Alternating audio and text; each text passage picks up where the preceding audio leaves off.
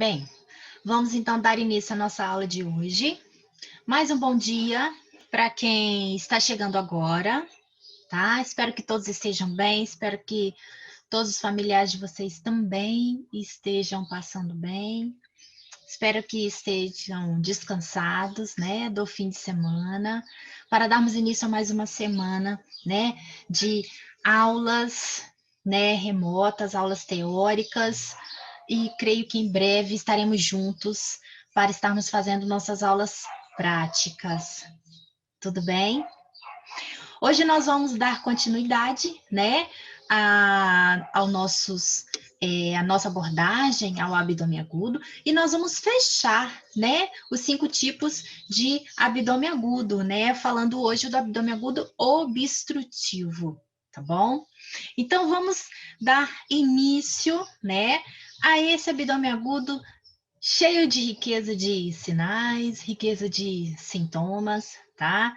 E que nós devemos sempre fazer essa identificação, não só do abdômen agudo obstrutivo, mas de qualquer tipo de abdômen agudo, um paciente que tem uma dor abdominal, que dá entrada à nossa emergência, ao nosso ambulatório, esse paciente deve ser prontamente avaliado, diagnosticado, para que o seu prognóstico seja o melhor, né? Para que alcancemos realmente o nosso objetivo, né?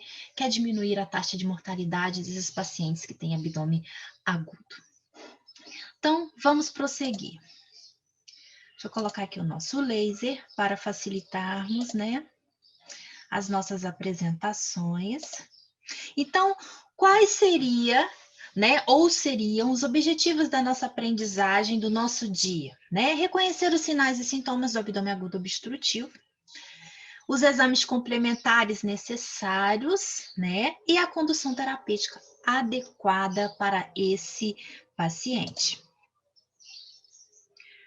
Antes de mais nada, nós precisamos definir, né, o que então seria um abdômen agudo obstrutivo. Qual a definição de uma obstrução intestinal?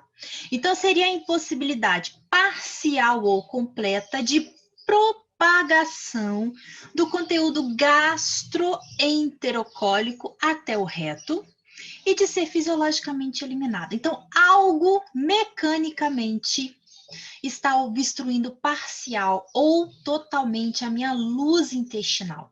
E eu não consigo eliminar o meu conteúdo gastroenterocólico, né, de forma fisiológica. Então, essa seria a nossa definição para a nossa obstrução intestinal. E nós podemos classificar essa obstrução quanto ao seu bloqueio do lúmen, nós podemos dizer que pode ser uma obstrução completa ou incompleta.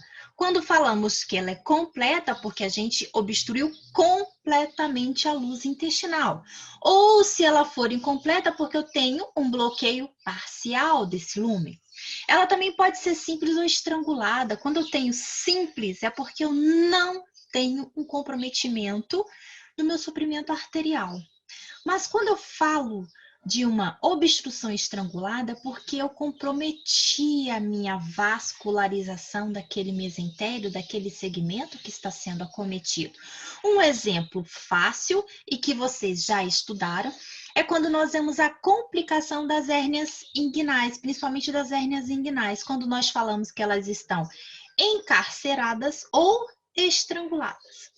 Quando a gente só tem uma hérnia encarcerada, a gente pode dizer que a gente pode ter uma obstrução que simples, quando esse encarceramento vai causar a obstrução, né, do meu fluxo intraluminal. Se eu não tiver sinais de isquemia, então eu falo que ela é simples. Agora, se essa hérnia encarcerada apresenta sinais de estrangulamento, é porque eu tenho o comprometimento daquela vascularização. Então, eu digo se é simples ou estrangulada, se eu tenho ou não comprometimento arterial, comprometimento daquele segmento em que houve o bloqueio intraluminal. Essa obstrução também pode ser em alça fechada ou em alça aberta. Então, quando eu tenho em alça fechada, eu vou formar um compartimento, onde eu vou ter o meu local da obstrução e a minha válvula ileocecal competente.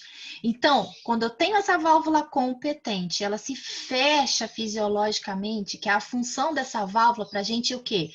Evitar que eu tenha refluxo do conteúdo do cólon, do meu seco, para dentro do meu intestino delgado. Então, quando eu tenho essa válvula competente e um outro local de obstrução, eu vou fazer uma alça fechada. Agora, quando eu tenho uma válvula ileocecal incompetente, eu vou ter uma alça aberta. Então, a gente poderia classificar a obstrução intestinal dessas três formas. Quanto? Se o bloqueio é parcial ou completo, se a gente tem comprometimento arterial ou não, e se eu tenho válvula ileocecal competente ou não. Nós também podemos classificar essa obstrução intestinal, né? Visualmente, aqui nós temos alguns exemplos para vocês. Aqui eu tenho um volvo de sigmoide. Esse volvo de sigmoide, olha aqui, ele fez uma torção. Então, aqui eu falo também que eu tenho uma alça fechada. Por quê? Eu tenho um compartimento formado por essa torção, por esse volvo. E esse compartimento, essa alça que foi formada, fechada, pode também ser simples ou estrangulada. Tudo bem? Outro exemplo que nós temos aqui, ó, é de uma obstrução intestinal, onde a minha válvula ileocecal ela é incompetente. Então, quando essa válvula ela é incompetente, vejam que eu tenho o meu intestino delgado, meu ilho terminal, cheio de líquido, tá? E eu não vejo o quê? Um segmento do colo tão distendido. Isso é característico da válvula ileocecal incompetente, uma alça aberta. Tá? Eu não formo aqui um compartimento fechado, porque a minha válvula ela está incompetente. Ela não consegue segurar o refluxo do conteúdo aqui dentro do meu colo, retornando para o interior do meu intestino delgado. Então, aqui eu tenho a válvula ileocecal incompetente. Aqui mostrando aquela mesma foto para vocês, ó. Aqui eu tenho o seco e aqui eu tenho, ó, tá vendo? Tumor de sigmoide. Tá vendo que aqui, ó, a gente tem, ó, tá vendo? Essa imagem aqui é característica de tumor de sigmoide. Como a válvula ileocecal ela está incompetente, então eu não formei uma síndrome de alça fechada.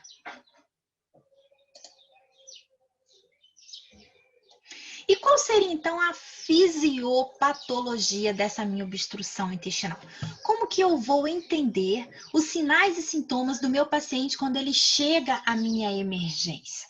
É muito importante nós entendermos essa fisiopatologia, porque, dependendo do quadro em que o meu paciente chegar, eu já vou saber pensar e identificar se esse paciente tem muito tempo, né, de obstrução, ou se até mesmo esse paciente já tem algum grau de isquemia daquela mucosa, daquele local onde eu tenho a interrupção do meu fluxo, né, enterocólico. Então, quando eu tenho essa obstrução, algo mecanicamente obstruiu a minha luz intestinal. Então, eu começo a ter acúmulo de líquido e gás proximais ao sítio da minha obstrução. Quando eu tenho esse acúmulo de líquido e gás, eu começo a fazer um meio de cultura onde eu posso hiperproliferar as minhas bactérias, tá? As minhas bactérias, a população bacteriana do meu colo. Então, elas começam a se hiperproliferar.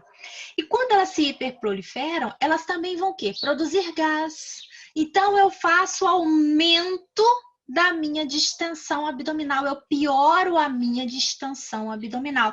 E isso vocês podem perceber, ó, que é, ó, um vai e volta, aumenta a proliferação bacteriana, aumenta o acúmulo de gás. Quanto mais líquido eu tenho, mais a minha bactéria se prolifera e mais gás eu vou produzindo. Isso faz com que a minha mucosa, ela não tenha mais a sua o quê? Função de barreira. Nós vamos ver mais à frente que ela vai ficando edemaciada, então ela perde a sua função de barreira. Isso faz com que eu comece a ter uma translocação bacteriana. Agora, eu não tenho bactérias somente dentro da minha luz intestinal. Eu começo agora a ter bactérias na minha circulação sistêmica.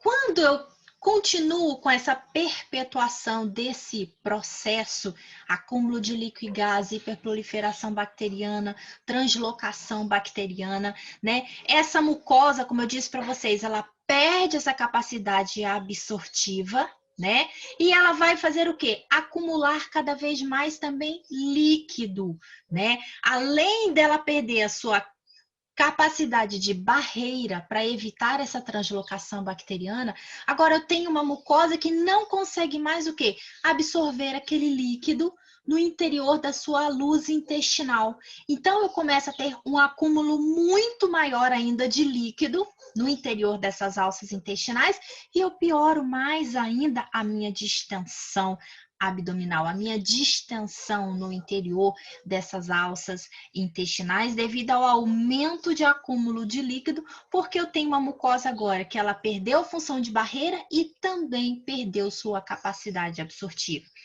E esse conjunto com esse acúmulo de líquido, perda de absorção da minha mucosa, perda da barreira da minha mucosa, translocação bacteriana, eu começo agora a ter o paciente o quê? Toxêmico. Eu começo a ter um paciente que agora ele tem, além daquela distensão toda, além de edema da parede da minha alça intestinal, eu tenho bactéria circulando no meu sistema. Então, eu tenho um paciente com sinais de toxemia. Aqui mostrando para vocês quando a gente tem um volvo, uma torção.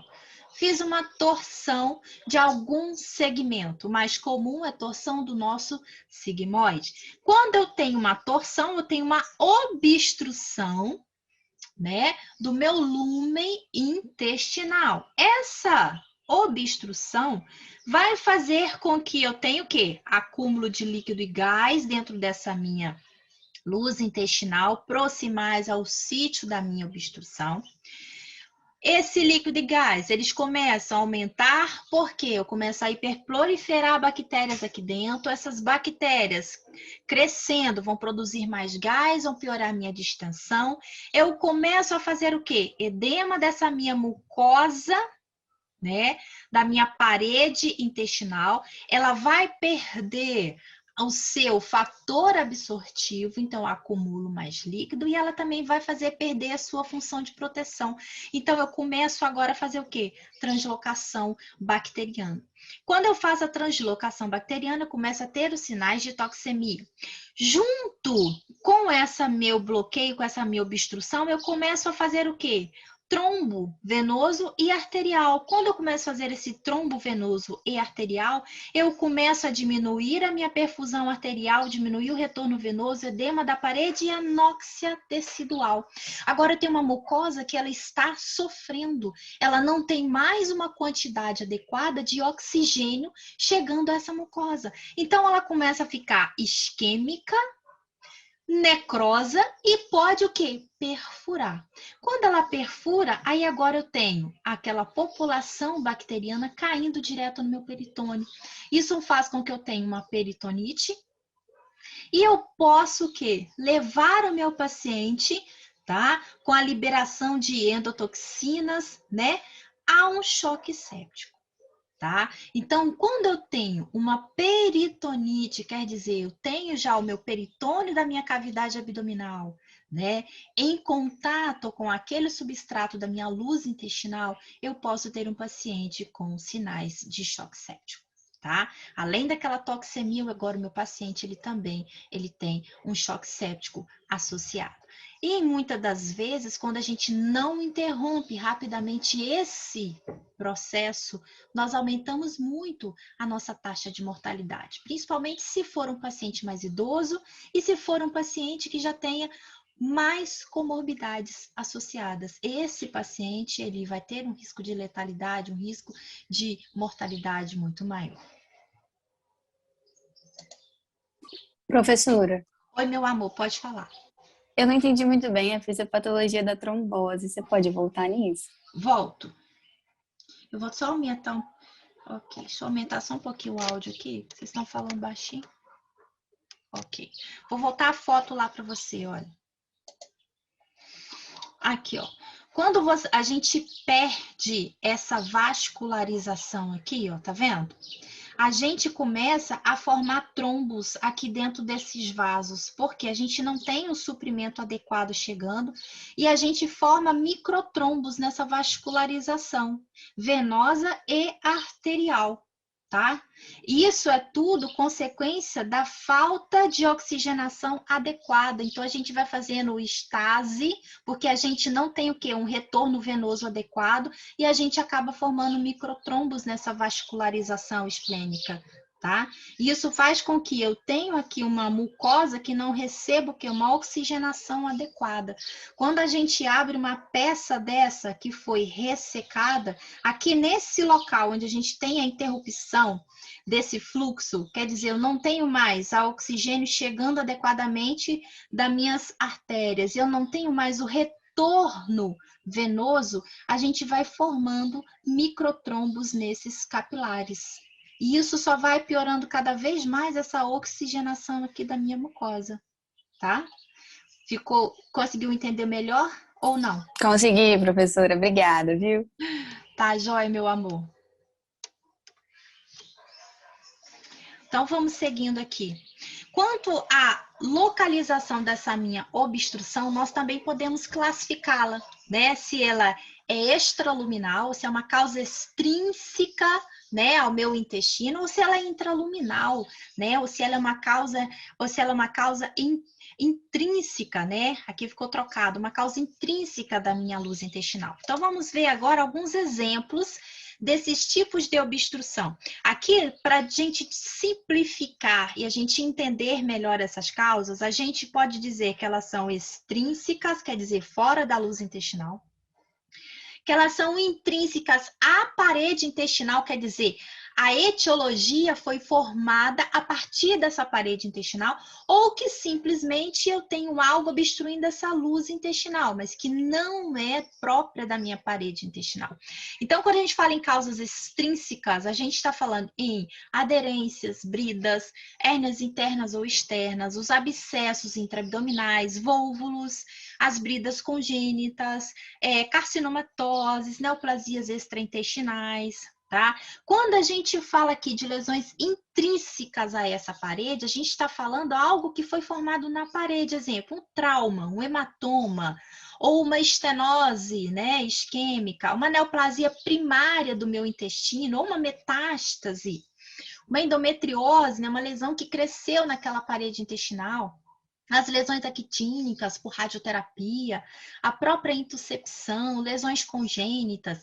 E quando a gente fala de algo que é intraluminal, um exemplo clássico é o cálculo biliar, né? Nós vamos ter nos próximos capítulos, né? Fechando, acho que hoje, obstrução intestinal, acho que um dos próximos capítulos a gente começa em colecistopatias. Então, quando o paciente tem um processo inflamatório, aquele bloqueio que é formado ali ao redor, a gente pode ter um duodeno, que vai tentar conter aquele processo inflamatório na vesícula biliar e acaba formando-se uma fístula. E um cálculo grande pode ser passado para o interior da luz intestinal, causando a obstrução, né? Principalmente onde? No local mais estreito, que é próximo à nossa válvula ileocecal. Isso é chamado de cálculo biliar. Outro exemplo comum é um enterolito, bezoares, né? Corpos estranhos, tumores polipoides, né? Ele forma aquele pedículo grandão e ele vai com o movimento da peristalse e acaba obstruindo a luz intestinal. Ascaris, né? Muito comum em crianças, e o hilo meconial nos recém-nascidos. Então, são causas intraluminais, mas que não são próprias da parede intestinal. Exemplos para vocês dessas causas extrínsecas, né? Aqui, ó, um exemplo clássico ó, de aderência, tá vendo? Que são, ó, fibras, né, formadas entre um segmento intestinal e outro. Aqui mais um exemplo ó, de aderências, aqui outro exemplo de brida, né, de aderência. Lembrando que as bridas, geralmente a gente fala quando elas são congênitas, o paciente nasce com essas aderências, e a aderência em si é quando a gente já tem um abdômen em que a gente mexeu, a gente fez alguma procedimento nessa cavidade abdominal e fisiologicamente a gente formou, né, essas traves, né, de fibrina entre um tecido e outro, né? Então a gente faz esse processo de aderência. Aqui nós temos um exemplo da hérnia, né, encarcerada, né? Olha, eu tinha um orifício na minha aponeurose, aqui uma hérnia incisional, e um conteúdo passou por esse orifício, fazendo um estrangulamento desse segmento intestinal, uma interrupção desse lumen, desse fluxo. Aqui nós temos o exemplo de uma hérnia interna, tá vendo? O segmento que passou por esse orifício ficou todo isquêmico, todo esse segmento que passou. Aqui nós temos o popularmente falado nó nas tripas. Popularmente, as pessoas mais culturalmente têm essa mania de falar, né? Que a pessoa fez um nó intestinal, um nó nas tripas. Nada mais é também que o próprio intestino passou dentro de uma brecha no seu mesentério, né? Ocasionando essa rotação sobre o seu próprio eixo, fazendo com que a gente tenha, na verdade, um nó, né? Um verdadeiro nó, tá? Isso também é uma causa externa de obstrução intestinal. Aqui também outra causa extrínseca, ó, a gente tem uma neoplasia, né? Um tumor que cresceu aqui o ilho, tá vendo? Aqui o aumento, então cresceu uma metástase no aumento e acabou comprimindo esse ilho, também uma causa extrínseca, né, de obstrução. Aqui uma estenose, né, que foi formada na parede intestinal, também causando obstrução desse fluxo. Aqui nós temos outro exemplo de causa extrínseca, ó, o divertículo de Meckel, né? Olha que lindo esse divertículo. Também pode ser uma causa de obstrução intestinal, tá? Aqui nós temos outro exemplo, tá? Ó, um paciente que ele fez um volvulo, tá? No megacólon, tá? Ele tinha um megacolo e esse megacolo acabou torcendo no seu próprio eixo, causando também uma obstrução e isquemia. Tá vendo que o segmento teve que ser ressecado. Aqui nós temos um exemplo ó, de intuscepção, ó, tá vendo? Ó, o jejum entrando dentro do segmento de jejum. Então, uma intuscepção em jejum e jejunal, tá? Também outra causa de obstrução intestinal, tá? Aqui temos outras causas, ó, intraluminais, tá? Aqui mostrando como que realmente ocorre essa intuscepção. Aqui nós temos um ilho terminal entrando para dentro do cólon, tá vendo? Através da válvula ileocecal, que identifica bem cólon, seco, nosso apêndice, aqui o nosso ilho terminal entrando para dentro dessa alça. E aqui mostrando um raio-x, né, desse paciente que apresentou esse quadro de intuscepção ileocecal. Aqui nós temos uma imagem de corpo estranho, uma paciente também, ó, do nosso serviço, ela ingeriu uma casca, bastante casca de tangerinas, é o tampo da tangerina aqui, ó.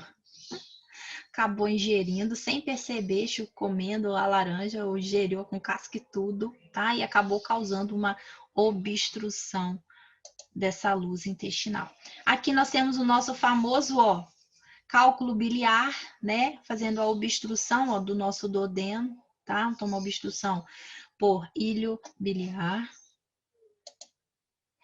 E aqui nós temos uma obstrução por ascaris, tá? Eles crescem, né? Vão ficando bem grandes e podem causar a obstrução do nosso intestino. Tudo bem? Ô, Lu, Oi, pode perguntar, amor. o que é a obstrução por Bezoares? A obstrução por Bezoares é quando a gente ingere Isso. cabelo. Geralmente são pacientes psiquiátricos e eles fazem essa ingestão, entendeu? De cabelo, vão ingerindo, e aquilo pode formar um bolo e acabar obstruindo a nossa luz intestinal, tá? Tá, obrigada. De nada. E quando a gente vai, ó, continua aqui falando da nossa obstrução intestinal, quando a gente fala obstrução do nosso intestino delgado em pacientes adultos, nós falamos que a principal causa são aderências, tá? Então, obstrução de intestino delgado, principal etiologia, aderências intestinais. Tá? Em segundo lugar, vem as neoplasias, depois as hérnias, tá? Doenças inflamatórias intestinal, como a doença de Crohn e assim por diante. Quando a gente fala da principal causa do nosso intestino grosso em adultos, aí a nossa causa principal já são as neoplasias, né? Os nossos tumores. Em segundo lugar, os vôvulos, tá? E assim por diante, estenoses e outras causas, tá bom? Mas no intestino delgado, principal causa, aderências. No intestino grosso, principal causa, neoplasias. E dentre essas etiologias mais comuns, né, quando a gente fala de obstruções do nosso intestino delgado, aqui a gente tem, né, as aderências, as hérnia carcerada e a neoplasia, e nas obstruções baixas, como exemplo aqui, só para simplificar, neoplasia, volvo e estenoses, entre outras causas, tá? Agora, quando a gente fala de obstrução intestinal, para a gente entender melhor essa patogenia, os sinais e sintomas que o nosso paciente vai apresentar, a gente vai ter que dividir essa nossa cavidade gastrointestinal em obstruções altas, que seriam as porções bem mais altas, porções acima ali do meu ângulo de trás, que seria o jejum proximal, seria o meu duodeno, obstruções gástricas, porque o paciente ele vai apresentar uma caulose metabólica hipoclorêmica intensa. Esse paciente perde muito cloro, porque esse paciente ele obstrui e ele faz muita êmese, muito vômito, então ele perde muito e acaba ficando com uma alcalose metabólica. Os distúrbios volêmicos em si, eles são mais discretos, mas o distúrbio eletrolítico, ele é intenso, tá? Por causa da perda muito grande. Quando a gente fala de obstruções mais baixas, isso eu quero dizer já com meu jejum terminal, meu ilho, né? Eu já estou falando que eu tenho a normalidade dos eletrólitos aqui já mais discretas, tá? Porém, agora os distúrbios volêmicos, eles são muito mais intensos, tá? Aquele acúmulo de líquido, aquela desabsorção faz com que o meu paciente tenha uma hipovolemia muito intensa. Então, eu tenho um distúrbio volêmico intenso, mas já não tenho uma anormalidade tão exacerbada desses meus eletrólitos. E quando eu falo que eu tenho uma obstrução do cólon, né? Eu vou ter menor perda volêmica, menor incidência dos meus distúrbios eletrolíticos graves. Aqui nessa obstrução do colo, o que predomina, na verdade, é apenas a distensão abdominal, que é uma distensão importante, tá? Então, isso faz com que a gente já pense em qual etiologia, em qual local do meu intestino em que eu vou ter a minha obstrução. Se eu tenho um paciente que ele chega, que ele tem um distúrbio hidroeletrolítico muito intenso, provavelmente eu devo estar, né, me deparando com uma obstrução alta, quer dizer, porções mais altas do meu trato gastrointestinal, né? Jejum, duodeno. Agora, quando eu falo de uma obstrução mais baixa, essa mais baixa é a nível ainda de intestino delgado, né? Eu estou pensando ali nas minhas porções ali de ilho médio, ilho terminal. E quando eu falo obstrução do cólon, é o meu intestino grosso em si, onde eu vou ter pouca perda volêmica e pouco distúrbio eletrolítico, tá? Professora? Oi. Por que na obstrução alta dá mais distúrbio eletrolítico? Porque nessa obstrução alta aqui, a gente perde muito o nosso tampão. Quando a gente tem essa obstrução, os pacientes eles começam a vomitar muito, a gente tem uma perda de cloro muito intensa. tá?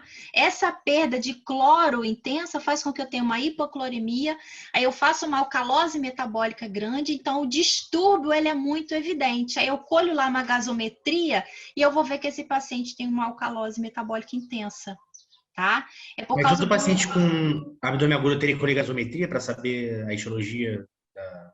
Não para saber a etiologia, mas para que eu possa dar um suporte inicial melhor para o meu paciente. Então, todo paciente que chega com um quadro de abdômen agudo obstrutivo e esse paciente está apresentando para mim sinais de toxemia, sinais de hipovolemia, eu preciso colher uma gasometria para que eu possa corrigir esses distúrbios hidroeletrolíticos que o meu paciente possa estar apresentando.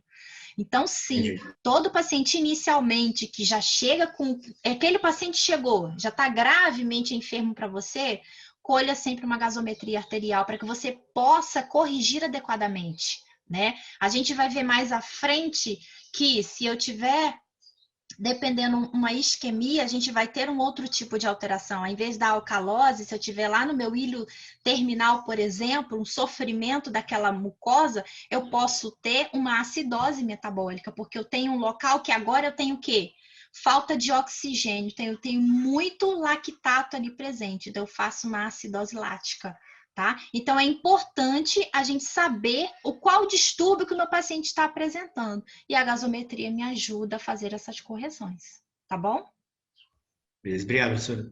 De nada. Então, ó, gravem esses sinais e sintomas, tá? Dependendo do que o paciente está apresentando, você já pensa mais ou menos qual possa ser o local da obstrução. Se é uma obstrução muito alta, se é obstrução do intestino alto, delgado alto, se é um delgado baixo ou se é uma obstrução do colo. Tudo bem? Resumindo, né, essas manifestações clínicas que o nosso paciente pode apresentar, né? No nosso intestino delgado, em relação ao nosso cólon, ó, a dor abdominal está presente nos dois, né? Que pode ser intensidade variável também nos dois, né? Nós vamos ter alterações da nossa ausculta, né? Desse borborígmo, tá? E no colo, lembrando que a gente sempre tem grande distensão abdominal frequente.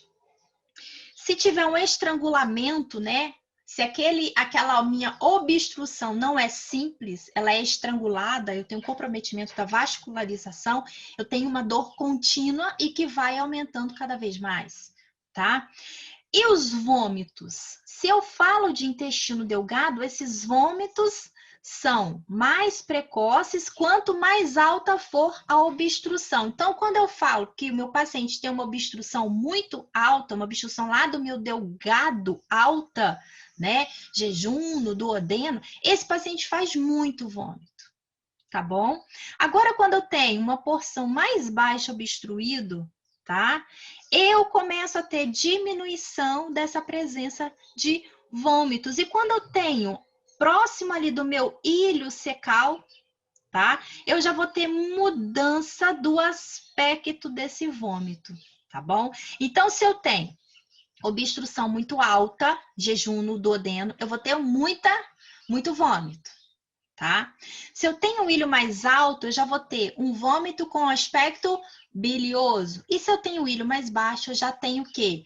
Uma mudança daquele meu conteúdo entérico. Eu já vou ter um conteúdo entérico de aspecto fecal. Por quê? Eu tenho uma translocação, eu tenho uma hiperproliferação bacteriana ali naquele local e eu mudo a coloração, o aspecto daquela minha secreção entérica.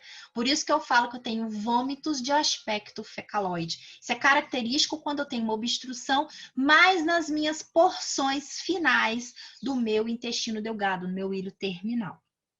Esse paciente, na sua história, pode vir acompanhado de constipação, dificuldade de eliminação de gases e fezes e até mesmo uma diarreia, que a gente chama que é uma diarreia na obstrução parcial. A gente tem algo obstruindo aquela luz intestinal, né? E em algum momento a gente tem uma descarga de todo aquele líquido, né? Porque ainda não tem uma obstrução total daquela luz. Então a gente chama de uma diarreia da obstrução parcial ou até mesmo diarreia paradoxal. A partir do momento que eu tenho obstrução completa dessa luz, eu já não vou ter mais esses episódios diarreicos, porque eu não obstruí completamente a luz, não passa mais nada, né, a partir da porção terminal, aquele meu local obstruído. E quando eu falo do meu cólon, né, esses vômitos fecalóides, eles já são o quê? Raros. Quando que o meu paciente com uma obstrução do cólon vai apresentar esses vômitos fecalóides, geralmente? Quando eu tenho uma válvula ileocecal incompetente, tá? Então, eu tenho uma obstrução do cólon, a minha válvula não é competente e eu tenho retorno do meu conteúdo cólico. Então, eu posso ter vômitos fecalóides, tá? E da mesma forma, se eu tenho uma obstrução completa, eu também vou ter parada de eliminação de gases e fezes na obstrução do meu colo, do meu intestino grosso. Tudo bem? Professora, Oi. essa válvula ileocecal incompetente, ela é consequência da própria obstrução ou ela é da própria etiologia de base do paciente? É da própria etiologia de base do paciente, tá? Geralmente são distúrbios ali neurológicos que estão associados, né? O paciente às vezes tem um grau de isquemia cerebral, o paciente tem um Alzheimer, tá? Então ele tem uma disfunção dessa válvula, ela já não funciona mais adequadamente, tá bom? Então isso é do paciente, Entendi. não é da obstrução, tá bom? Beleza, obrigado. E no nosso exame físico, o que que a gente vai encontrar? Primeira coisa, procuro cicatrizes, né, na minha parede abdominal. Se eu tenho cicatrizes, se tenho indícios de cirurgias prévias, já tenho que pensar na possibilidade de aderências, né? Se for aderências, provavelmente o meu intestino, o quê? Mais acometido é o delgado. Né? Então, eu já penso, essa etiologia, porque meu paciente está apresentando essa clínica, está apresentando esse tipo de distúrbio eletrolítico, está apresentando essa volemia tão intensa alterada, né? Então, eu já penso, já ligo a minha etiologia ao meu exame físico. Eu posso visualizar também o quê? Peristalse de luta, né? Às vezes eu olho para a minha parede abdominal e eu vejo o movimento intestinal, porque o meu intestino ele está tentando transpor aquela barreira, transpor aquele local obstruído. Esse paciente pode chegar com sinais de hipotensão e taquicardia, tá? Pode apresentar uma desidratação leve a grave e já ter sinais de peritonite associado. Lembra? Se a minha mucosa for comprometida, eu tiver necrose, perfuração, esse paciente pode chegar com sinais de irritação peritoneal. Isso já é um paciente muito mais grave, geralmente é um paciente que já está evoluindo para um quadro de choque séptico. A ausculta dessa peristalse, ela pode estar tanto exacerbada nessa tentativa de transpor aquele local obstruído, ou a gente pode auscultar um silêncio abdominal. Esse silêncio abdominal geralmente indica gravidade. Eu não tenho que mais peristalse, a minha mucosa está tão edemaciada que ela não consegue mais fazer aqueles movimentos peristálticos. Isso é sinal de muita gravidade. Então, sempre cuidado quando auscultar em silêncio abdominal no paciente com a clínica de abdômen agudo obstrutivo. A distensão abdominal, como nós já vimos, ela é progressiva. Se a gente não interrompe o processo, a gente vai tendo acúmulo de líquido e gás, aumento da distensão cada vez mais. Eu posso também ter associado a esse exame físico presença de massa ou massas palpáveis, né? Indicando que eu tenho algum processo ali que está obstruindo a minha luz intestinal. Laboratorialmente, o que que eu posso encontrar nesse meu paciente com quadro de abdômen agudo obstrutivo? Lembrando que se eu tenho um paciente com uma obstrução, que tem pouco tempo de evolução, ou que o meu paciente não tem uma repercussão sistêmica muito intensa, eu posso ter uma leucocitose, né, de leve a moderada. Quando eu tenho essa leucocitose com desvio para a esquerda, uma leucocitose intensa, geralmente eu já penso em lesão da minha parede intestinal, lesão da minha mucosa, grau de anóxia, grau de isquemia dessa minha mucosa, tá? Isso é muito importante. Paciente com leucocitose intensa, desvio para a esquerda, sempre pensa que eu já tenho uma mucosa em sofrimento, tá? Nesse sofrimento, eu posso ter aumento de escórias nitrogenadas, tá? Posso ter aumento do hematócrito, porque eu tenho um paciente que eu tenho perda para dentro da minha luz intestinal e a minha mucosa não absorve. Então, eu tenho perda para o meu terceiro espaço. Então, eu tenho um paciente o quê? Com hipovolemia. Então, meu hematócrito vai subir. Eu tenho um paciente agora que está hipovolêmico, está hemoconcentrado. Esse paciente pode apresentar uma alcalose metabólica quando eu tenho aquelas obstruções altas. Lembra que nós falamos jejum, no duodeno? Eu vou perdendo muito cloro, então eu já penso que é uma obstrução alta, porção alta do meu intestino delgado.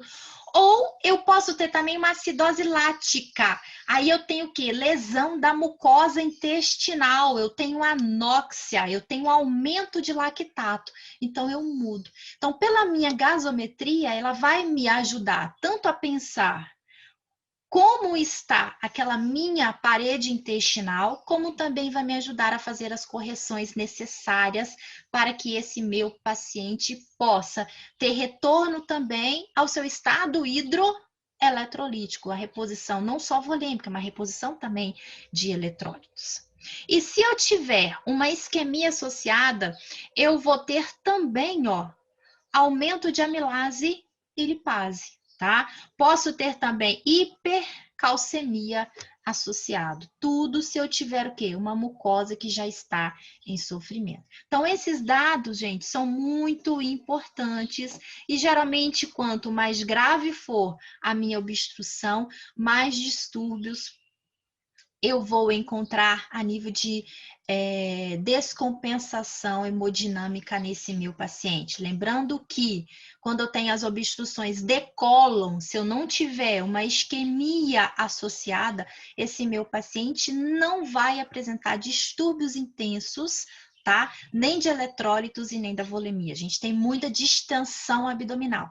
Tá? Os distúrbios de eletrólitos de volemia são mais intensos quando a gente tem obstrução do nosso intestino delgado. Mas se tiver isquemia, eu vou ter sim leucocitose com desvio para a esquerda.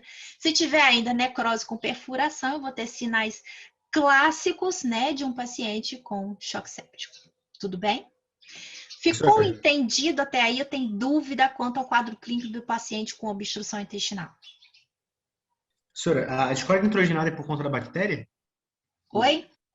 A escória nitrogenada aumenta por conta da bactéria ou desidratação e insuficiência renal aguda? A escória nitrogenada por conta da insuficiência renal aguda que esse paciente faz, tá? A gente tem agora um paciente que está o quê? Hipovolêmico. Então, a gente faz a princípio, né, no estágio inicial, uma insuficiência renal pré-renal. Eu tenho pouco volume chegando à minha função renal. Então, por isso que eu tenho o aumento dessas minhas escórias nitrogenadas, tá? Beleza. Tem nada a ver com a bactéria não, né? Não. Isso aqui tem relacionamento com esse meu grau de isquemia, né? Dessa injúria renal, que ela é pré-renal. A minha volemia está muito baixa nesse meu paciente. Então, eu posso ter aumento dessas escórias nitrogenadas. Tá bom? Beleza, obrigado. Hein? Nada. E radiologicamente, né? É o abdômen agudo que vai ter maior riqueza de sinais e sintomas, onde nós vamos encontrar, né, tudo aquilo que a gente quer ver no raio-x, né? Você quer achar um raio-x, tem níveis hidroaéreos, edema de alças intestinais. Aqui a gente vê, ó, que as nossas alças intestinais estão completamente o quê? Desenhadas. E notem que a gente tem o quê? Um desenho centralizado. Isso indica uma obstrução de intestino delgado, tá? As alças estão centralizadas no meu raio-x. Então, indica uma obstrução do meu intestino delgado. Eu vou ter também junto parada gasosa a nível da minha obstrução.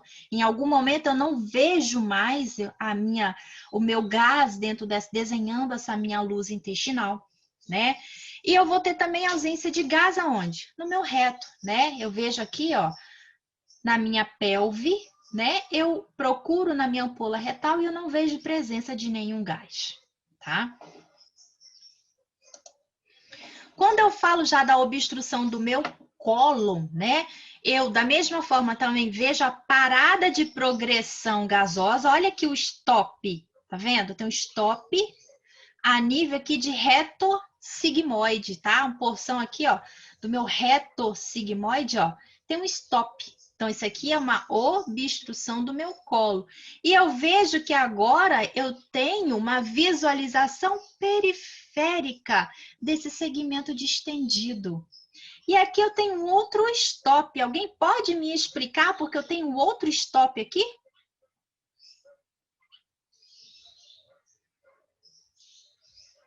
E aí? O que vocês pensariam se visse um paciente, chegou na emergência, o paciente tem uma grande extensão abdominal, você fez o raio-x, né? Para complementar, né, sua hipótese de abdômen agudo obstrutivo, e você vê, ó, essa localização aqui. Opa, você já fala na obstrução de colo. Ah, tá, a obstrução tá a nível de reto sigmoide, mas também não tem gás aqui, ó. Só para ajudar vocês, ó, vamos voltar, ó, reto sigmoide, cólon descendente, flexura esplênica do cólon, transverso, flexura hepática, colo descendente, seco. Aqui na topografia do seco, ó, eu não tenho mais continuidade gasosa. Por quê? Alguém já respondeu, aliás, vários já responderam, né? A gente tem uma válvula ileocecal competente. Muito bem, Gabriela. Muito bem, Lucas. E a gente vai formar aqui, então, o quê? Uma alça fechada. Então, às vezes, no nosso próprio raio-x, a gente já identifica uma alça fechada.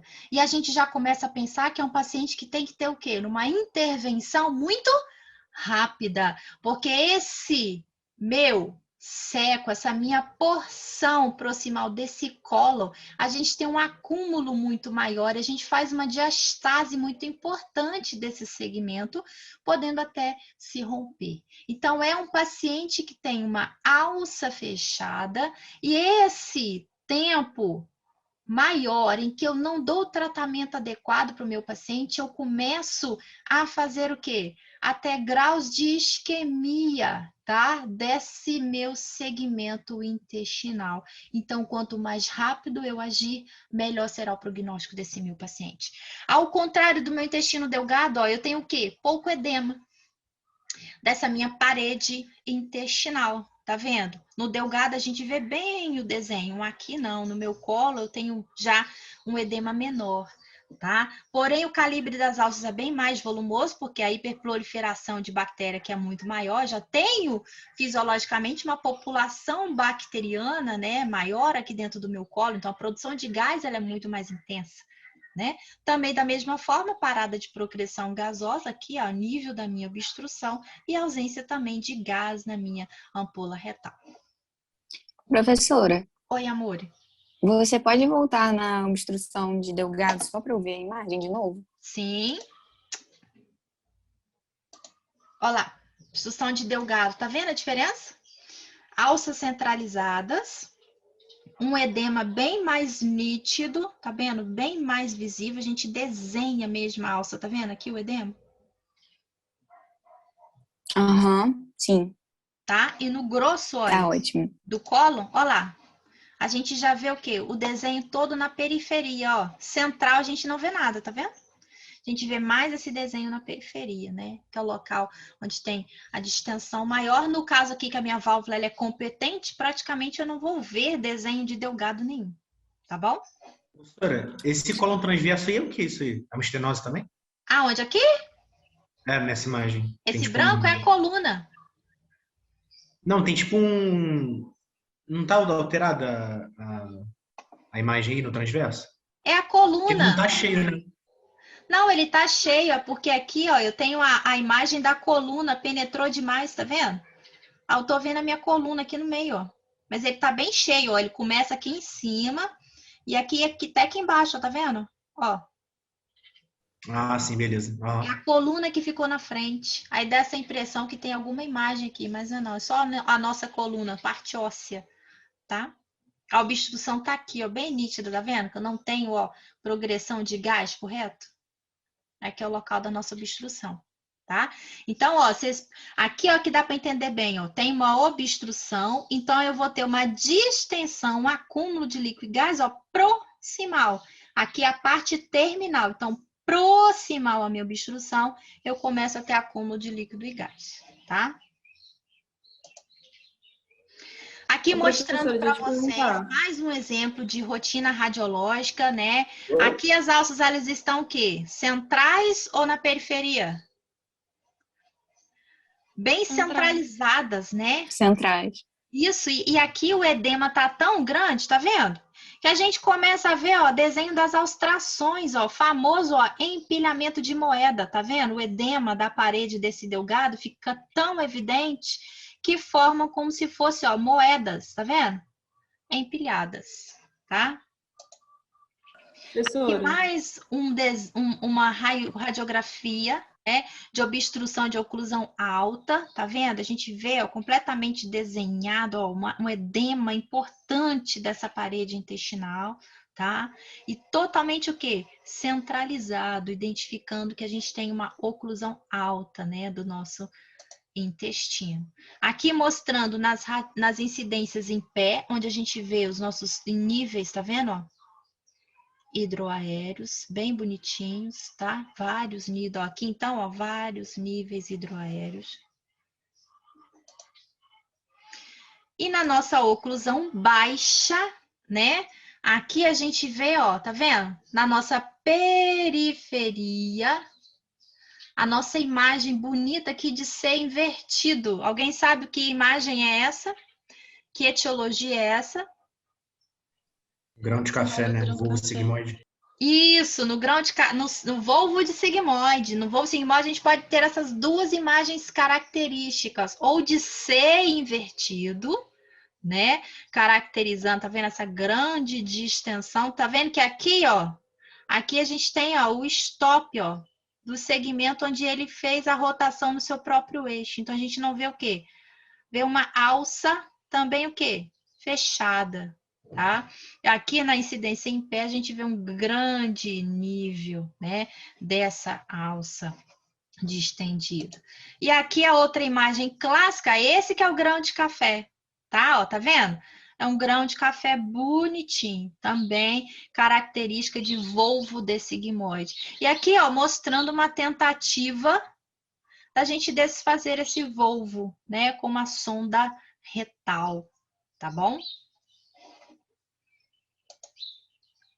Aqui mostrando para vocês que também nós temos o raio-x contrastado. Hoje em dia a gente não utiliza mais, né?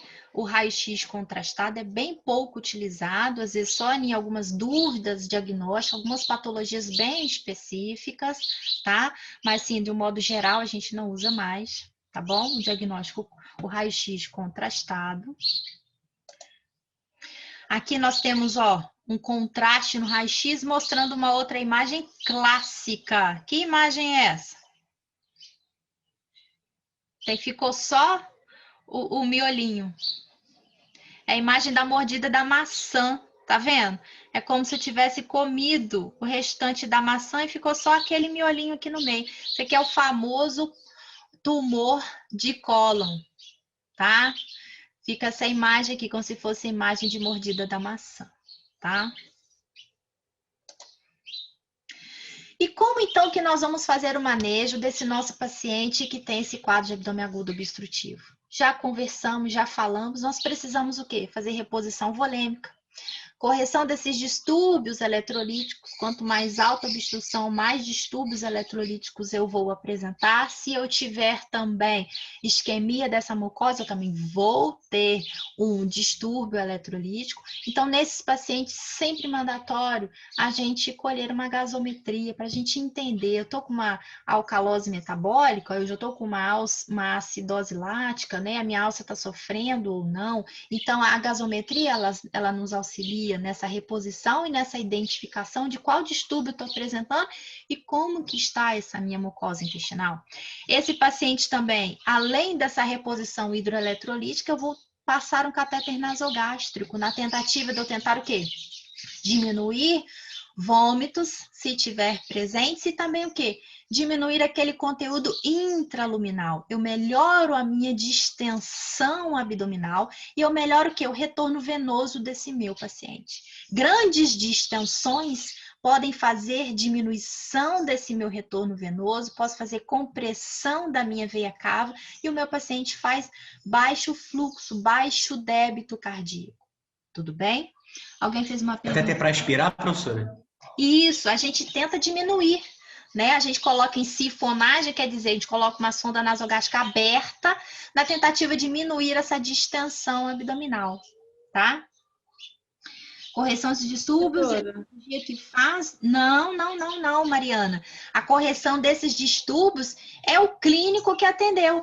São vocês, daqui a pouco, que vão fazer a correção desses distúrbios. O paciente chegou com quadro de abdômen agudo, independente da causa, você tem que fazer essa reposição hidroeletrolítica, essa reposição volêmica, essa tentativa de voltar ao estado normal do paciente inicialmente, antes do tratamento cirúrgico. Então, o ideal é que você já faça a correção desses distúrbios antes do paciente ser submetido ao tratamento cirúrgico. Então, eu não preciso esperar uma avaliação da cirurgia para corrigir esses distúrbios no meu paciente. Tudo bem?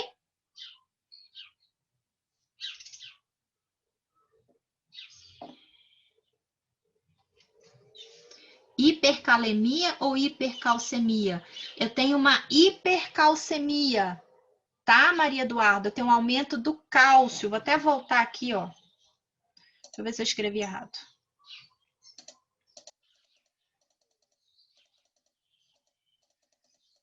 Acho que você ficou em dúvida nesse raio-x aqui, ó, nesse... Deixa eu ver aqui. Aqui. Não é isso aqui? É esse slide, né? Que você está se referindo? Isso, tá? Não, eu tenho um aumento do lactato, porque eu tenho agora acidose, tá? Eu tenho uma mucosa que está sofrendo, então eu posso fazer uma acidose lática, eu tenho uma hipercalemia, tá bom? Então eu tenho uma perda maior de potássio, não é de cálcio. Eu falei errado agora na segunda vez, tá bom? É hipercalemia, tá bom? Isso, se for uma obstrução muito alta, aí eu vou ter uma perda clorêmica importante, tá? Se for duodeno, se for a nível ali de jejum alto, eu tenho uma perda clorêmica muito grande, tá? Então, eu faço uma baixa de cloro, tudo bem? ô professora, qual Oi. que é o tempo mínimo para eu achar um achado radiológico de obstrução no raio-x? O tempo mínimo, Tipo, tem algum tempo mínimo que eu vou encontrar já, se eu fizer um raio-x, já no PS, assim, se a no pessoa tiver início, se o seu no início paciente já? chegou, ele conta para você, chegou um paciente lá com dor abdominal, o que a gente geralmente vai perguntar para ele? Primeiro, como que é a dor, né? Que a gente já começa a separar qual tipo de abdômen agudo que eu estou pensando, né? Então, se ele falar, eu tenho uma dor que ela começou, nem sei dizer como que foi essa dor. Eu achei que era só um desconforto abdominal, mas agora a dor é muito intensa. Então, é uma dor de caráter insidioso, não é verdade? Progressivo, já vou pensar que possa ser um abdômen agudo inflamatório, principalmente se agora essa dor se localizou. Agora, se o paciente fala que a dor é súbita e não é uma dor que ele sabe geralmente o horário certo em que aquela dor começou, tem que pensar nos outros 3 tipos de abdômen, perfurativo, isquêmico e hemorrágico. E se o paciente fala que tem uma dor, que ele sabe do início que essa dor é tipo cólica, que ela vai e volta, ou que essa dor, essa cólica, ela está aumentando cada vez mais, eu já penso que ela é uma dor em cólica e com um caráter isquêmico associado, que ela é progressiva. Tudo bem? Então, inicialmente, quando o paciente chega para a gente na emergência, ele já vai nos contar que já tem uma clínica de obstrução intestinal, então eu já posso solicitar naquele momento mesmo uma rotina radiológica e eu já vou identificar esses sinais de obstrução no meu raio-x. Tá? Então, não tenho tempo que eu preciso esperar para solicitar a minha rotina, não. Pelo contrário, quanto antes eu fechar esse diagnóstico, se eu tenho um quadro de obstrução total ou parcial pela história que o meu paciente conta, e mais rápido eu iniciar essa reposição volêmica nesse meu paciente, essa reposição desses distúrbios eletrolíticos e enviar esse paciente ao tratamento cirúrgico, melhor será o prognóstico do meu paciente. Tá bom? Tá. Então, ou uma obstrução total ou parcial, né? Uma pseudo-obstrução eu já consigo ver no exame de imagem, no raio-x. Isso, a pseudo-obstrução, e também o Dalton está perguntando ali, no caso do volvo sigmoide, a gente vai aprender um pouquinho mais na frente o tratamento, tá? Tanto da pseudoobstrução, como também o tratamento do volvo do sigmoide. Já adiantando a resposta para o Dalton, ele está perguntando se todo volvo é cirúrgico. Não, Dalton. O ideal seria que todo volvo fosse cirúrgico, mas em alguns casos a gente pode tentar outras medidas para destorcer esse volvo, tá? A gente vai conversar mais na frente sobre pseudoobstrução, que é a síndrome de Ogive, e sobre também o volvo de sigmoide especificamente, tá bom? Tá Aí bom, a gente obrigada. vai conversar um pouquinho melhor. Vou adiantar aqui os nossos slides sobre essa nossa conduta nesse nosso tratamento inicial. Então, aqui, ó. Então, reposição volêmica, correção de distúrbios eletrolíticos, catéter em sifonagem, quer dizer, o catéter aberto, tá? E eu já estabilizei o meu paciente, né? Meu paciente agora, ele tá mais estável, é um paciente que vai ter uma resposta melhor ao meu procedimento cirúrgico, né? Se eu levo um paciente muito instável hemodinamicamente, quando eu coloco esse paciente na sala cirúrgica, esse paciente será anestesiado, eu vou piorar mais ainda esse estado. Então, eu preciso inicialmente já começar essas reposições lá na minha emergência. Eu identifiquei, eu começo a fazer as reposições, tá? Para que esse paciente tenha um prognóstico melhor. O procedimento mais rápido e seguro deve ser sempre objetivado e sempre tendo objetivo de quê? Menor morbidade, tá? Que nós vamos conversar um pouquinho mais à frente, que nem sempre o tratamento cirúrgico ideal para aquele paciente é o melhor naquele momento, dependendo da sua condição hemodinâmica que ele está apresentando. Tá? A ressecção do sítio de obstrução também deve ser aventada, pensando sempre nas condições clínicas atuais e na sobrevida do paciente, e considerar estratégias alternativas quando a gente não tem condições de fazer essas ressecções. Aqui, ó, nos nossos vólvulos de sigmoide. O que acontece aqui no nosso volvo de sigmoide?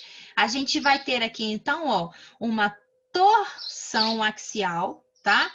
De um segmento de intestino sobre quem? O seu próprio mesentério.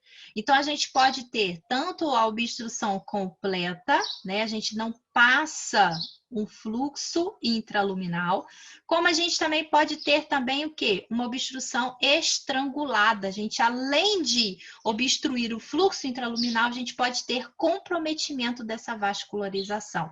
Daí que entra, Dalton, a nossa opção ou não em fazer um tratamento cirúrgico. Tudo bem? Então, vai muito depender da clínica que o meu paciente está apresentando e vai muito depender do tempo em que iniciou esse quadro dessa rotação, esse quadro obstrutivo desse volvo intestinal, para a gente poder escolher melhor conduta para o nosso paciente, tá? Quanto à localização, mais comum é no nosso cólon sigmoide, né? Em segundo lugar, nosso seco, e a gente também pode ter volvo em outras porções, transverso, flexura esplênica. Isso tudo vai depender de como fisiologicamente nós temos essas porções intestinais, se elas são mais redundantes, quer dizer, a gente tem uma porção um pouco maior, então facilita essa rotação sobre o seu próprio eixo. Mas o mais comum, que a gente tem um segmento mais móvel, é o nosso sigmoide, então é mais comum de encontrarmos esses volvos. Quando nós temos os nossos volvos, nós temos algumas opções de tratamento. Nós temos a colonoscopia, né? Então, a gente passa o colonoscópio, a gente insufla gás e a gente tenta o quê? Desfazer aquela rotação. A gente tem um sucesso até próximo de 95% dos casos. Contudo, a gente só desfez. Então, a gente tem um risco também aumentado de recorrência. Em 60%, eles podem ser refeitos. Contudo, qual que é o ruim? A gente não tem uma boa acurácia para dizer se eu tenho isquemia ou não da minha parede colônica. Às vezes eu já tenho falta de suprimento daquele segmento e no momento em que eu passo colonoscópio, eu não consigo visualizar já um grau isquêmico ou um grau de necrose instalado. Às vezes essa isquemia, essa necrose ainda vai chegar ao seu processo final daqui a algumas horas e às vezes essas horas após a colonoscopia ter desfeito o volvo. Então, a colonoscopia, quando que ela é bem indicada? Quando o paciente tem um tempo curto entre o volvo e a chegada da emergência, quando seus sintomas iniciaram, eu tenho um tempo pequeno.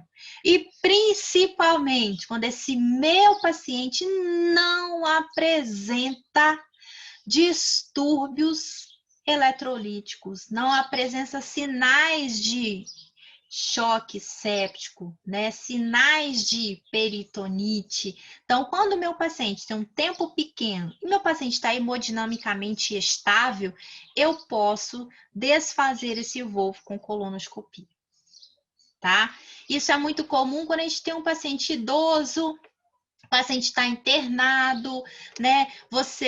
O paciente sabe o momento que iniciou aquela dor, né? O paciente ele foi assistido rapidamente e nesse paciente idoso, às vezes acamado, você passa um colonoscópio e desfaz o volvo, tá? Às vezes o tratamento cirúrgico agregado ele na condição que ele já se encontra seria ruim, né, para o seu status. Então, para esse paciente seria uma boa opção.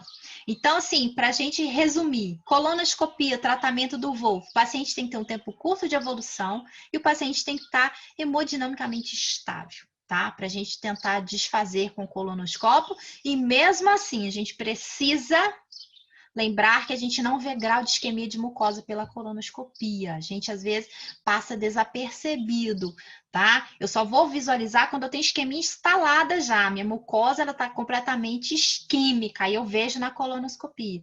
Mas se eu ainda não tiver ainda visualizado, eu posso já ter uma mucosa sofrendo, que não tem uma isquemia, né, macroscópica, e eu vou passar desapercebido. Então, muito cuidado quando a gente faz essas terapias alternativas. Outra terapia utilizada poderia ser o enema baritado, como nós vimos naquela nossa foto radiológica. Eu passei uma sonda retal, eu jogo o contraste lá dentro na tentativa de também desfazer esse voo, tá? A melhor utilidade é quando a gente simplesmente quer esclarecer o diagnóstico, né? Não ficou muito claro no raio-x comum, então eu jogo o contraste para eu identificar. Por quê? Eu tenho uma resolução muito baixa, né, com o enema baritado. Então a gente praticamente evita distorcer esses volvos com o contraste. E o tratamento geralmente eficaz é o quê? É o cirúrgico, né? Eu vou abrir a cavidade, vou fazer fixação no segmento acometido pela torção, tá? Podendo ou não seguir com uma ressecção segmentar. Tudo bem? Se for um volvo já com isquemia daquela mucosa, daquela parede, eu tenho que fazer ressecção do segmento, né? Posso fazer uma anastomose primária ou fazer uma ostomia, tá bom? Agora, se eu não tenho, se a primeira ocorrência do volvo não tem nenhum grau de isquemia ali naquela parede intestinal, eu posso simplesmente destorcer e fixá-lo na parede intestinal. Na verdade, isso aqui vai muito depender do que como o meu paciente se encontra, né? E qual episódio, né? Se eu já tiver um paciente que já tem outros episódios de volvo, o ideal seja a ressecção segmentar. Tudo bem? Para que a gente evite que faça novamente as torções. Oi?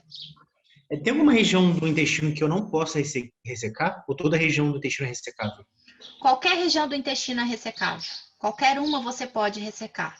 Exemplo clássico, as porções mais altas. Você pode tirar esôfago, você pode tirar estômago, você pode tirar duodeno, você pode tirar o jejuno. A questão é compatibilidade com a vida, porque em algumas situações a gente não tem como fazer uma anastomose, a gente não tem como reconstituir aquele trânsito intestinal adequadamente. Entendeu? Mas uma ostomia não resolveria? Uma ostomia, se eu não tenho necrose do segmento, resolve, tá? Tem alguns pacientes que chegam gravemente enfermos. Exemplo, um paciente chegou com quadro de obstrução intestinal e esse paciente tem um tumor de cólon esquerdo.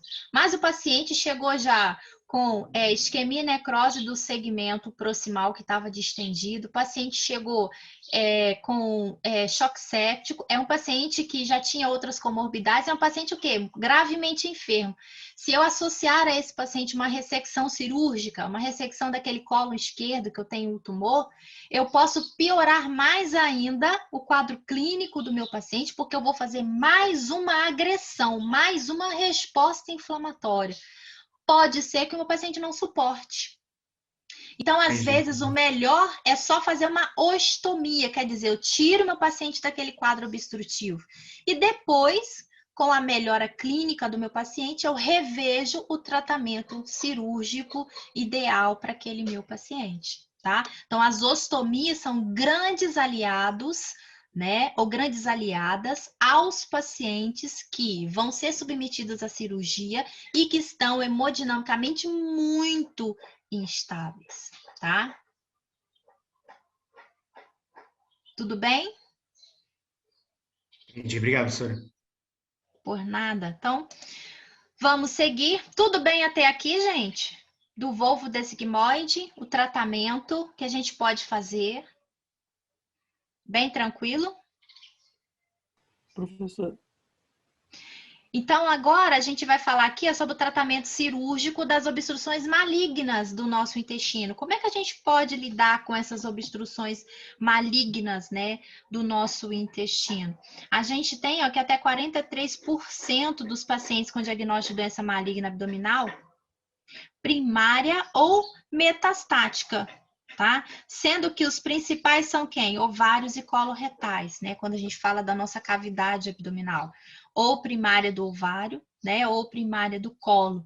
E esses dois sítios, eles fazem muita metástase na cavidade abdominal e podem causar as obstruções intestinais.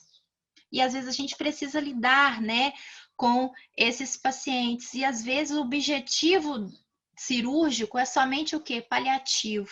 É a gente dar o quê? Uma melhor qualidade de vida para esse nosso paciente, né? Então a gente faz com que esse paciente tenha uma capacidade de tolerar uma alimentação sólida, ou restabelecer a dieta normal, né? Ou restaurar completamente a função intestinal, ou fazer simplesmente com que aquele paciente tenha condições de voltar para a sua família, né? E ficar os tempos finais junto dos seus entes queridos, né?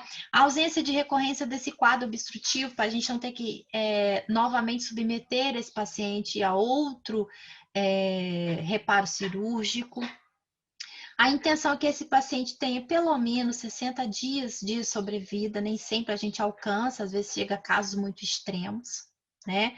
E principalmente alívio da dor, das náuseas e do vômito, para que aquele paciente tenha um conforto quando a gente está falando de metástases, né? Quando a gente está falando de um paciente que passou o tempo do seu tratamento adequado, tanto cirúrgico como com terapias adjuvantes ou neoadjuvantes. Tá? Então, nesses pacientes, a gente sempre tenta fazer uma abordagem paliativa, a gente tenta dar qualidade de vida aos dias finais desse paciente. professor, pode fazer uma pergunta? Sim, claro. Quem indica qual o procedimento mais adequado? É o clínico ou é o cirurgião? Aqui o procedimento mais adequado que indica é o cirurgião, porque esse paciente, apesar de quando a gente, antes do tratamento cirúrgico, a gente já pensar no qual local da obstrução, quando a gente fala de metástases, às vezes a gente encontra vários focos, vários locais obstrutivos, vários pontos de obstrução. Então, às vezes a gente faz ostomias, a gente faz transposições daqueles locais obstrutivos. Eu tenho uma obstrução, aí eu faço uma anastomose, né, uma alça com a outra para transpor aquele local da obstrução, né? Eu faço gastrostomia descompressiva para tentar melhorar aquele quadro de distensão gástrica, porque às vezes o paciente tem uma obstrução alta ali a nível de duodeno, porque tem uma metástase, um foco, né, de metástase duodenal, né, ou de jejum. Então, assim, quem escolhe a medida paliativa melhor para o paciente é o cirurgião, com a cavidade aberta, entendeu? Às vezes a nossa proposta cirúrgica se muda no ato da cirurgia. Às vezes a gente pensa que vai fazer uma ostomia e quando a gente abre, a gente vê que tem vários focos obstrutivos. Aí a gente tenta a melhor forma possível, o ponto mais alto, né, para a gente fazer essa ostomia. E às vezes, como o Dalton perguntou, qualquer local do intestino a gente pode ressecar, fazer ostomia? Pode. Só que às vezes são incompatíveis com a vida. Às vezes a gente faz uma ostomia de jejum. é incompatível com a vida, porque eu vou gerar uma doença desabsortiva num paciente que já está o quê? Clinicamente instável, num paciente que já chega, né, com um status, né, proteico muito ruim, porque já tem uma doença avançada, então tem um consumo muito grande, né, e esse paciente não consegue absorver praticamente quase nada. Tudo que ele come sai ali naquela ostomia. Então, às vezes, as medidas elas são ruins para os pacientes. E é difícil, às vezes, até a gente escolher o que será melhor para aquele paciente. Mas quem faz essa escolha é o cirurgião, tá? Em geral, muitas das vezes, a gente muda essa proposta cirúrgica durante a cirurgia, dependendo do que a gente encontrar na cavidade abdominal. Tá bom? Tá bom, obrigado, viu? Aqui, ó, uma dessas opções paliativas, ó, como a gastrostomia descompressivas, as gastroenteroanastomoses, a gente transpõe aquele local obstruído. Anastomose de ilho com transverso, né? Às vezes eu tenho ali o meu ilho terminal, eu tenho uma metástase no ilho terminal, metástase no seco, né? Ou então eu tenho um tumor de seco com metástase para o meu ilho terminal, então eu faço anastomose do ilho com transverso, em segmentos onde eu não tenho acometimento do tumor nem primário e nem dos seus focos secundários. Ou também eu posso fazer ressecções paliativas, né? Com ostomias terminais, ostomias em alças. Nós vamos ver alguns exemplos dessas ostomias. Ou também eu posso simplesmente fazer implante de próteses, né, endoscópicas, né? Exemplo, pacientes que têm tumores de esôfago, eu posso implantar uma prótese, ou um paciente que tem um tumor estenosante de cólon, né? Eu posso tentar também passar uma prótese, fazer uma dilatação, tá? Nesse meu paciente. Quando que eu tenho critérios de insucesso cirúrgico? Geralmente, quando esse paciente já tem ascite instalada, isso já é um indício de insucesso cirúrgico, porque eu já tenho provavelmente uma doença fora do sítio primário, né? Então, eu tenho um peritônio que já tem carcinomatose intestinal, então esse peritônio já está produzindo muito líquido, então ele faz o líquido ascítico. Então, se esse paciente já chega para fazer cirurgia, eu tenho ascite associado, isso já é um critério de possibilidade de insucesso cirúrgico. O paciente tem massa abdominal, quer dizer palpável, quer dizer que o tumor cresceu muito, então ele ficou fora dos limites, então localmente também é uma neoplasia avançada. Múltiplos sítios de obstrução, né? Ou simplesmente o paciente tem vários focos de metástase. Além do sítio primário, tem metástase para o próprio tubo gastrointestinal, metástases hepáticas, metástase para coluna, metástase óssea, né? Então, também são critérios de provável insucesso cirúrgico. Alguma dúvida até aqui, gente? Ou tá tudo tranquilo? Tô tranquilo, Tudo professor. certo, Lu. Tudo certo? Vamos dar uma pausa, 10 minutinhos, só para a gente tomar uma água? Então, nós vamos falar da pseudo-obstrução intestinal, né? Que vocês perguntaram sobre o tratamento. Né? Na pseudo-obstrução intestinal, também chamada de síndrome Ogilvie, foi descoberta por Ogilvie, ele deu esse nome, o seu próprio nome a essa síndrome, né? Ele descobriu a partir de 2 pacientes portadores de neoplasia de medula na região da coluna lombar, que apresentavam um quadro semelhante ao da obstrução intestinal, porém não tinha uma causa mecânica detectável. Então, a pseudo-obstrução intestinal, ela é um quadro igual ao da obstrução intestinal, porém a gente não faz a detecção de uma causa mecânica, né? Porque é outro distúrbio que leva a esse quadro obstrutivo, a essa falta de propulsão fisiológica do nosso conteúdo intraluminal.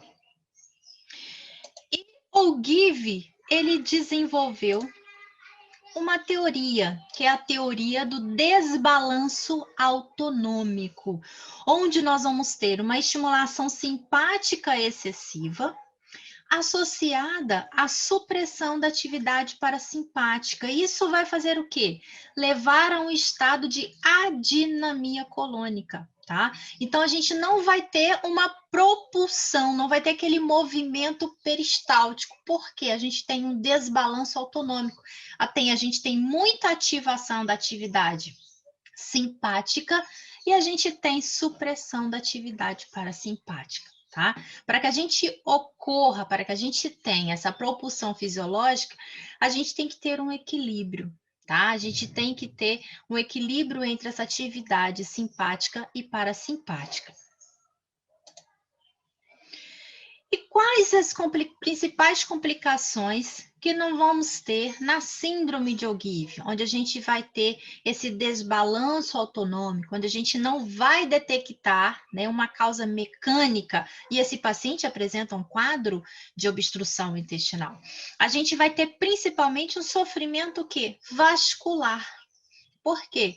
Eu tenho uma porção do meu intestino que começa a sofrer devido a essa grande distensão. A minha mucosa intestinal, ela começa a ter um sofrimento. E a distensão dentro desse segmento, principalmente no seco, onde a gente pode encontrar uma diastase importante, um acúmulo de gás muito intenso, quando esse diâmetro ele está maior que 12 centímetros, isso aqui indica risco de ruptura. Então, a gente precisa fazer medidas rápidas que melhorem essa obstrução intestinal ou, em último caso, até procedimento cirúrgico, tá? Então, a gente, dentro desse sofrimento vascular, a gente pode ter simplesmente necrose ou a perfuração ou a ruptura diastática do seco, tá? Como complicações na síndrome de Ogilvy. E o manejo dessas pseudoobstruções, ele começa conservadoramente, tá? A gente faz aquele mesmo tratamento inicial como se fosse uma obstrução mecânica. A gente vai passar sonda nasogástrica, deixar em sinfonagem, deixar ela aberta para a gente tentar diminuir a distensão. A gente também vai fazer reposição hidroeletrolítica, lembrando que no cólon as repercussões hidroeletrolíticas geralmente são pequenas, tá? Mas a gente sempre inicia com o tratamento conservador desse paciente. Se o tratamento conservador, né, não der resultados, a gente tem uma medicação que ela tenta devolver a autonomia, né, entre a nossa atividade simpática e parasimpática, que é a neostigmine, tá? Então, ela tenta diminuir aquele desbalanço autonômico. Nós também podemos utilizar a colonoscopia descompressiva, né? A gente passa o colonoscópio na tentativa de diminuir aquele acúmulo, né, de líquido e gás no interior daquele colo, ou também nós podemos fazer uma cecostomia descompressiva, fazer um tratamento cirúrgico na tentativa de melhorar esse quadro clínico dessa pseudoobstrução intestinal. Tá? Aqui nós temos um diagrama mostrando para vocês um resumo de como que a gente pode lidar com a síndrome de Ogilvy, dessa obstrução intestinal. Então, o paciente tem distensão abdominal, o paciente tem parada de eliminação de gases e fezes, né? Eu fiz radiologicamente ou por imagem, tem um colo dilatado. Se esse paciente apresentar já sinais de peritonite ou sinais que eu tenho uma alça que se rompeu, né? Quer dizer, eu tenho indícios de pneumoperitônio ar subdiafragmático, esse paciente tem que ser submetido à laparotomia de urgência, tá? Com ressecções do cólon, do local perfurado, ou do local isquêmico, e às vezes com confecção de ileostomia e uma fístula mucosa, quer dizer, eu coloco tanto em contato com o meio externo o meu ilho e o meu cólon, tá? Esse cólon, ele chama-se fístula mucosa, porque a gente só vai ter saída de muco. E a ileostomia é onde vai sair o meu conteúdo entérico.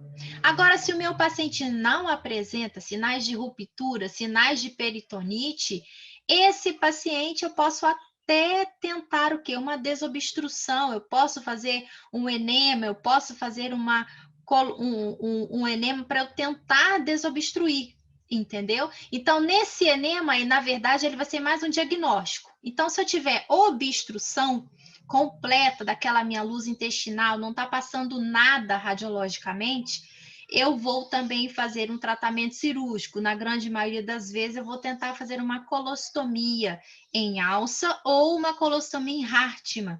Eu resseco aquele segmento, fecho o coto distal e eu faço ostomia do coto proximal. Se não tiver obstrução, né, completa daquele segmento pelo enema opaco, né, obstrução completa que eu falo assim, eu não tenho nem um indício que eu tenho, de repente, uma alça, uma síndrome compartimental, então eu vou tentar o quê? Medidas conservadoras, eu vou passar uma sonda nasogástrica, fazer correção dos possíveis desequilíbrios, né, de eletrólitos, tá? Vou interromper qualquer medicação que vá interferir nesse meu desbalanço autonômico, tá? E vou sim tentar olhar e analisar o meu seco para ver se tem risco aumentado ou não de ruptura, tá? E eu vou tentar observar em um período de até 24 horas, tá? Se melhorou a distensão, ótimo, tratei só conservadoramente. Agora, se não houve nenhuma resolução e eu tenho ainda um seco aumentado, que eu posso ter indícios de diastase ou ruptura, eu posso tentar neostigmina nesse meu paciente. Ou se já inicialmente eu já faço raio-x e já tenho um seco na iminência de romper, eu já entro com neostigmina nesse meu paciente. Além da minha conduta conservadora, eu já faço neostigmina de cara, tá? Nesse paciente também eu posso tentar uma anestesia epidural, tá? Para a gente poder tentar melhorar esse desbalanço autonômico. O papel da neostigmina, Jéssica, é para a gente tentar melhorar o desbalanço autonômico, a gente tentar voltar novamente à função parasimpática daquele meu intestino, aquela supressão que foi feita. Então, a gente tenta voltar novamente à autonomia, né, da nossa função da mucosa, da nossa parede intestinal, tá? Professora, Oi. a neostigmina eu só uso quando o seco é maior que 12 centímetros? Geralmente, a neostigmina, quando você já tiver um seco com ali na iminência de romper, tá distendido, mas ainda tá menor que 12 centímetros, tá? Eu vou tentar fazer a neostigmina também, para eu evitar fazer aquela ruptura, tá bom? Ou eu posso também junto fazer o quê? Passar uma sonda nasogástrica naquele meu paciente e observar se vai resolver. Exemplo, chegou o paciente na emergência, não tem sinal de peritonite, ok?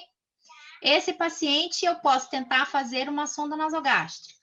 A sonda nasogástrica, eu vi no meu raio-x que eu tenho seco ainda menor que 12 centímetros. Eu tenho dois caminhos.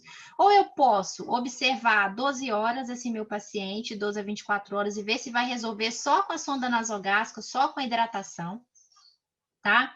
Ou eu já posso associar a neostigmina nesse meu paciente, entendeu? Se eu tiver já um seco muito distendido, ele ainda está menor que 12 centímetros, mas eu tenho uma distensão muito importante, você também já pode associar a neostigmina.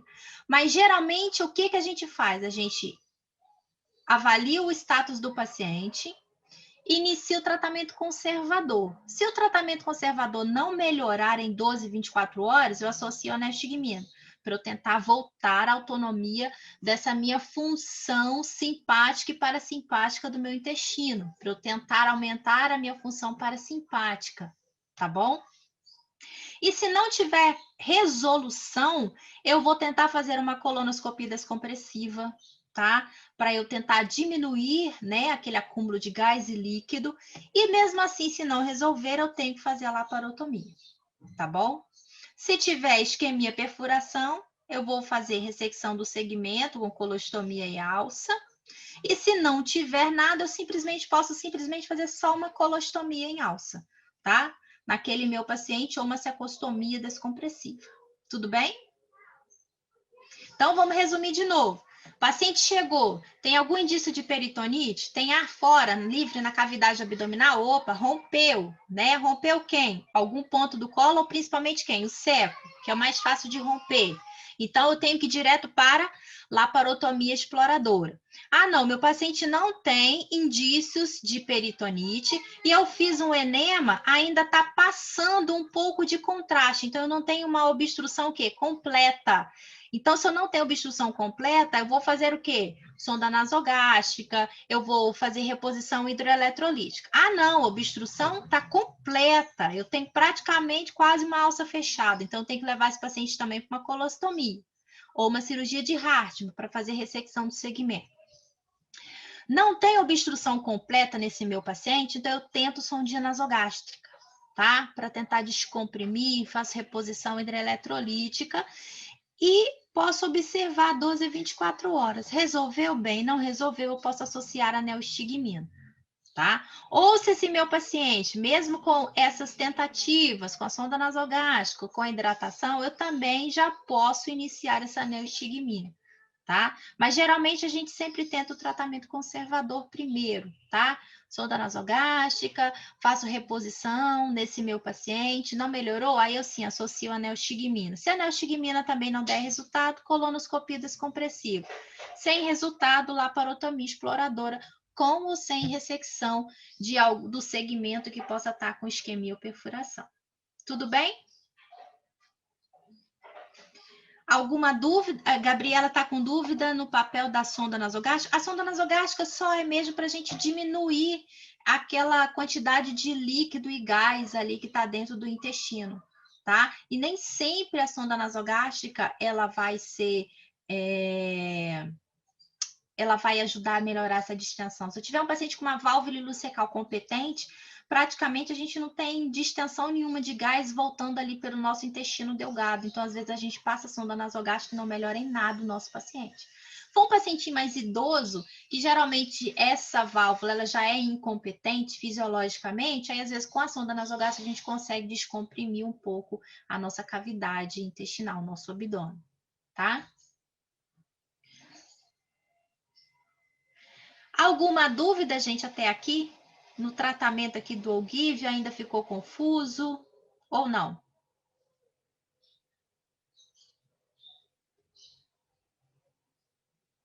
Podemos seguir? Tudo certo? Então, vamos lá. Então, quando a gente fala nas obstruções intestinais, agora só alguns exemplos para vocês começarem a visualizar o tratamento, né, cirúrgico. Se eu tenho um tumor do colo direito, eu vou fazer uma colectomia direita. Então, geralmente, eu tiro parte do transverso, né, até a porção do meu ilho terminal. Quando eu tiro essa porção acometida, eu posso fazer uma anastomose. Isso aqui é uma anastomose terminal, látero-lateral. Eu vou reconstituir novamente o meu fluxo intestinal. Vai sair conteúdo entérico aqui do meu ilho e vai entrar direto no meu colo. Então, eu reconstituí. Eu fiz uma anastomose primária, tá? Se eu tiver já uma obstrução, uma neoplasia no cólon esquerdo, eu vou fazer uma colectomia esquerda ou, dependendo se for só um segmento, um sigmoide, eu faço uma retossigmoidectomia. Essa minha reconstrução tanto pode ser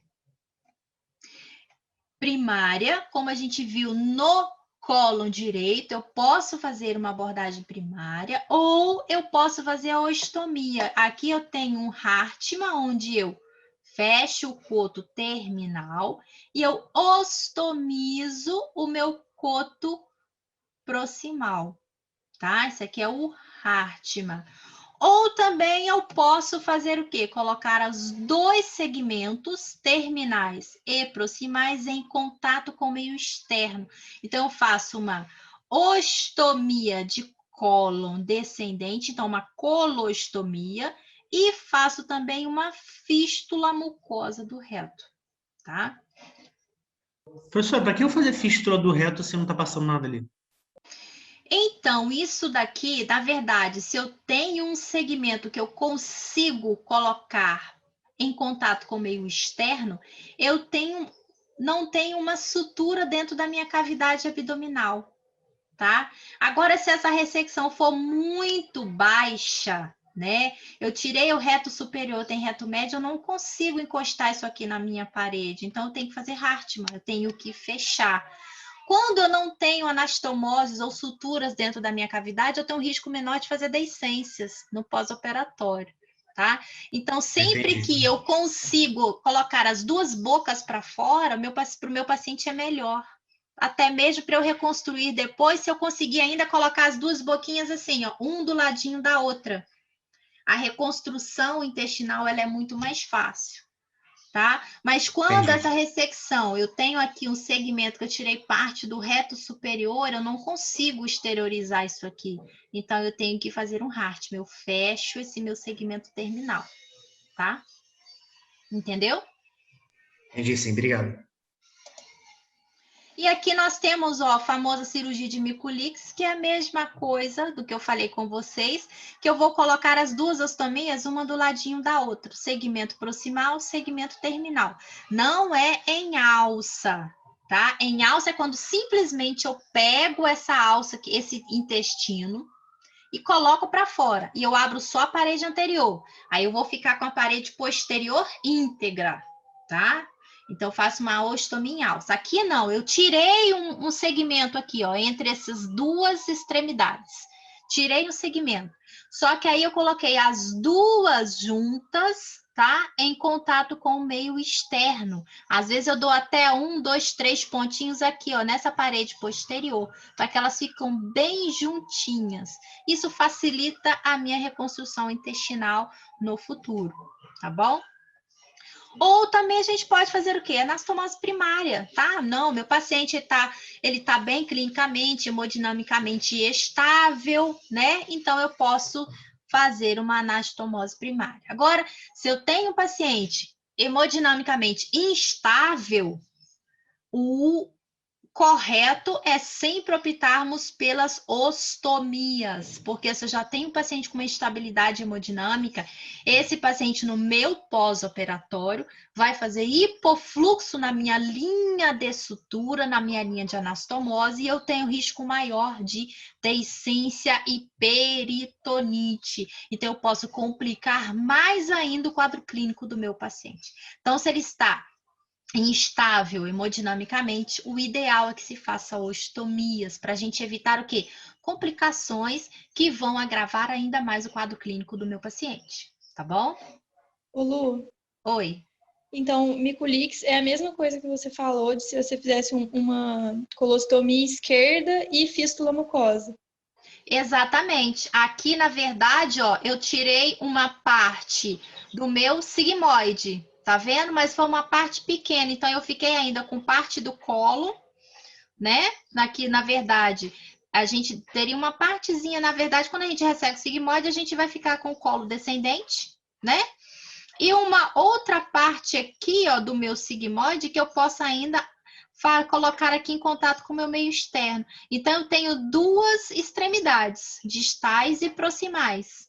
Aí eu coloco uma do ladinho da outra. Isso aqui que é a cirurgia de Mikulicz. Que é diferente de em alça. Na de em alça, eu não resseco nenhum segmento aqui no meio. Eu simplesmente pego essa alça aqui e coloco em contato com o meio externo, entendeu? No Mikulicz, não. Eu ressequei algum segmento entre essas duas extremidades, entre esses dois segmentos distais e proximais. Aí eu coloco os dois em contato com o meio externo. Aí essa boca distal vai ser minha fístula mucosa, aqui só vai sair muco.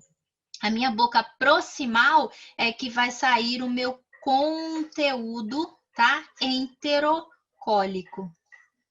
Entendido? Sim, obrigada. Mais alguma dúvida, gente, até aqui?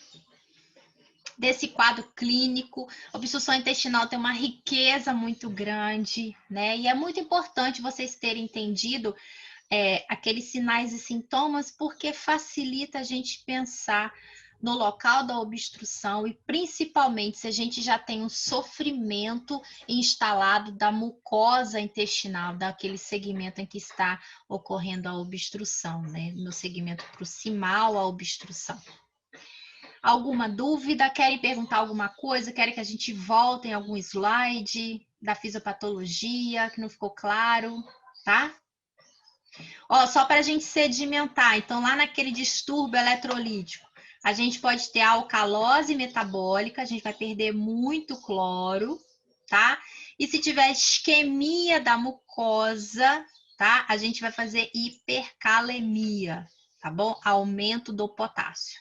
Tudo bem? Que eu acho que em algum momento aí eu falei trocado, acho que eu falei calcemia, né? Calemia, tá? É potássio. Tudo bem?